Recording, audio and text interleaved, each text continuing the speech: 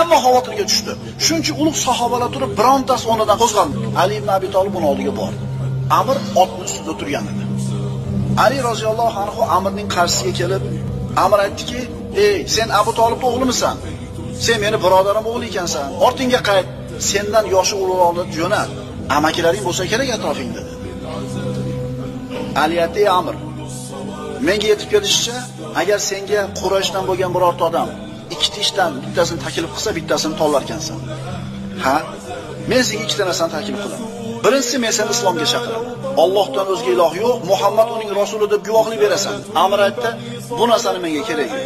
Ikkinchi taklifing nima? Ikkinchisi an-nizal. Men bilan urushdi. "Ey birodarimning o'g'li, ortingga qayt. Men seni o'ldirishingni xohlamayman." Ali aytdi: "Ammo men vallohi seni o'ldirishingni xohlayman." Mana endi jang boshlandi.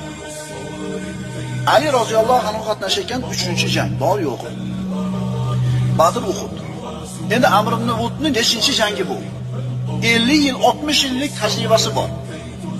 Ali roziyallohu anhuga ko'tarib turib, qattiq zarba berdi qilishi bilan Alining qo'lidagi qalqoni yorilib ketdi va yumalab ketdi bir necha marta. Turdida Amr ibn Uhudning atrofida Ali aylanishni boshladi. Shunday bir qattiq jang bo'ldi, qilinayotgan harakatlar, berilayotgan zarbalardan chang ko'tarildi. 1 soatga yaqin yerda jang qildi, changda orasida nima bo'layotgani ko'rilmas edi. Musulmonlar ham, mushrik ham ikkala taraf bu ajib mubolazani nima bilan yakun topishini kutib, asablari tarang bo'lib turdi. Hech kim hech narsani ko'rmayapti. Shu vaqt chang orasidan Allohu akbar takbir eshitildi.